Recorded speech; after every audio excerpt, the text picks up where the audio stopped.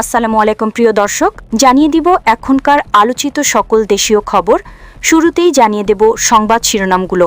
বিভিন্ন মাধ্যমে আমাকে হত্যার হুমকি দেওয়া হচ্ছে, বললেন আমির হামজা। নারীদের বাদ দিয়ে দেশ এগোতে পারবে না, জাইমা রহমানের প্রথম বক্তব্য। জামাত কর্মীরা বাড়ি বাড়ি গিয়ে বিকাশ এনআইডি নম্বর সংগ্রহ করছেন, অভিযোগ ফখরুলের। জানাবো জাতীয় নির্বাচন নিয়ে কি অস্বস্তিগুলো কাটল, এবং সর্বশেষ জানাবো সমঝোতার ২৭ আসনে এনসিপির প্রার্থী ঘোষণা, খালি ৩ আসন। প্রিয় দর্শক, এতক্ষণ দেখছিলেন সংবাদ শিরোনামগুলো, এখন জানাবো বিস্তারিত খবর। বিভিন্ন মাধ্যমে আমাকে হত্যার হুমকি দেওয়া হচ্ছে, বলছেন আমির হামজা। কুষ্টিয়া ৩ আসনে জামায়াত ইসলামের মনোনীত সংসদ সদস্য প্রার্থী ও আলোচিত ইসলামী বক্তা মুফতি আমির হামজাকে হত্যার হুমকি দেওয়া হচ্ছে বলে অভিযোগ উঠেছে। বিকেল ৪:৩৬ নিজের ভেরিফাইড ফেসবুক পেজে এক পোস্টে তিনি একথা জানান। ফেসবুক পোস্টে মুফতি আমির হামজা লিখেছেন, একটু জানিয়ে রাখি, গতকাল থেকে বিভিন্ন মাধ্যমে আমাকে হত্যার হুমকি দেওয়া হচ্ছে। আমি মৃত্যুর জন্য সব সময় প্রস্তুতি ইনশাল্লাহ। আপনাদের কাছে অনুরোধ রইল, আমার অনুপস্থিতিতে কুষ্টিয়াতে যে ইনসাফ কায়েবের লড়াই আমরা শুরু করেছি সেটা প্রতিষ্ঠিত করেন, এবং আমার ৩ শিশু কন্যা সন্তানকে একটু দেখে রাখেন। আমির হামজার বিরুদ্ধে কুষ্টিয়ায় ঝাড়ু মিছিল করেছেন নারীরা। প্রায়ত সাবেক প্রধানমন্ত্রী বেগম খালেদা জিয়ার ছোট ছেলে আরাফাত রহমান কোকন নাম বিকৃত করে বক্তব্য দেওয়ার প্রতিবাদে রোববার বেলা ১১টায় বর্তুর মোড় থেকে মিছিলটি বের হয়ে চৌরাশি গিয়ে শেষ হয়। মিছিলে অংশ নেওয়া নারীরা মুফতি আমির হামজার দৃষ্টান্তমূলক শাস্তি দাবি করেন। তারা বলেন, মুফতি আমির হামজা একজন আলেম হয়ে কি এই ধরনের কথা বলতে পারেন? একজন মৃত মানুষকে নিয়ে কোনো আলেমে এই ধরনের কুরুচিপূর্ণ কথা বলতে পারেন না। নারীদের বাদ দিয়ে দেশ এগোতে পারবে না, জাইমা রহমানের প্রথম বক্তব্য। জনসংখ্যার অর্ধেক অংশকে পেছনে রেখে বাংলাদেশ বেশি দূর এগিয়ে যেতে পারবে না বলে মন্তব্য করেছেন বিএনপির চেয়ারম্যান তারেক রহমানের কন্যা ব্যারিস্টার জাইমা রহমান। তিনি বলেন, নিজের ছোট্ট জায়গা থেকেই দেশ ও সমাজের জন্য কিছু করার আন্তরিকতা আমাদের সবার থাকা উচিত। বিকালে রাজধানীর খামারবাড়িতে কৃষিবিদ ইনস্টিটিউটে ঢাকা ফোরাম আয়োজিত জাতি গঠনের নারী নীতি, সম্ভাবনা এবং বাংলাদেশের ভবিষ্যৎ শীর্ষক আলোচনা সভায় তিনি এসব কথা বলেন।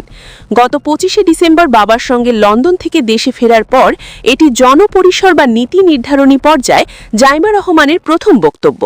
বক্তব্যে জাইমা রহমান বলেন, আজ আমরা এখানে যারা উপস্থিত হয়েছি আমাদের সবার আদর্শ, অভিজ্ঞতা ও দৃষ্টিভঙ্গি এক নয়।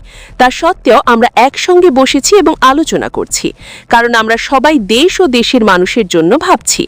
এই ভিন্নতা নিয়ে একসঙ্গে কথা বলা এবং একে অপরের কথা শোনা, এটাই গণতন্ত্রের আসল সৌন্দর্য।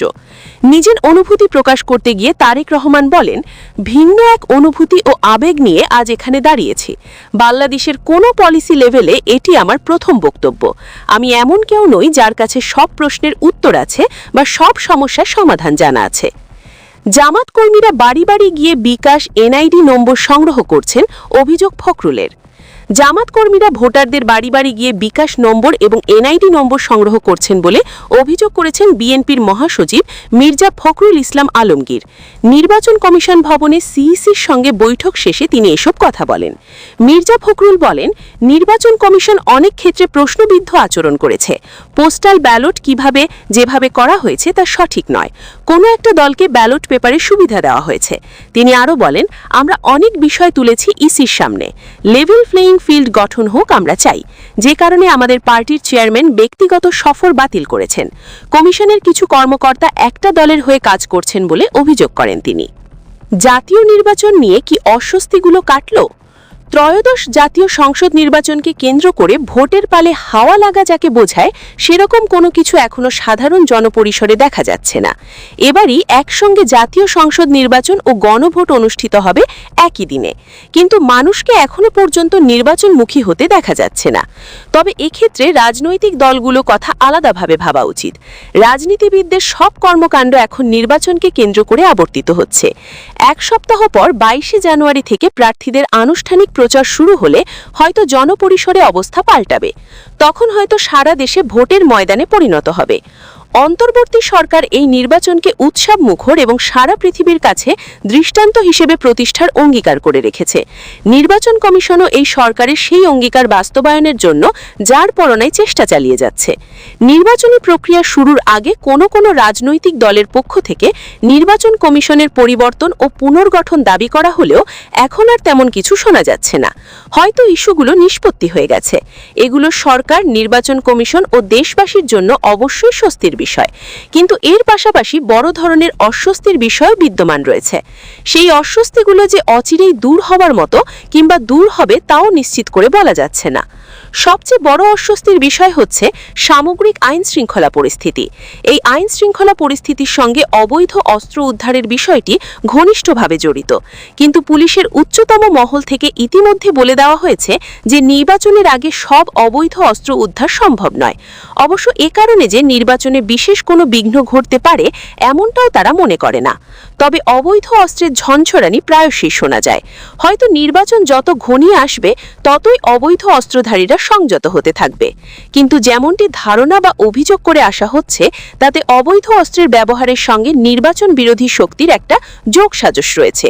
তাদের উদ্দেশ্য নির্বাচনকে বিঘ্নিত করে প্রশ্নবিদ্ধ করা। নির্বাচনকে কেন্দ্র করে অবৈধ অস্ত্রের ব্যবহার শুরু হয়েছে ইনকিলাব মঞ্চের মুখপাত্র শরীফ ওসমান হাতির হত্যাকাণ্ডের মাধ্যমে। তারপর থেকে দেশের বিভিন্ন স্থানে অনেকগুলো রাজনৈতিক হত্যাকাণ্ড সংঘটিত হয়েছে। এর প্রায় প্রতিটি ক্ষেত্রেই আমরা দেখতে পেয়েছি অবৈধ অস্ত্রের ব্যবহার।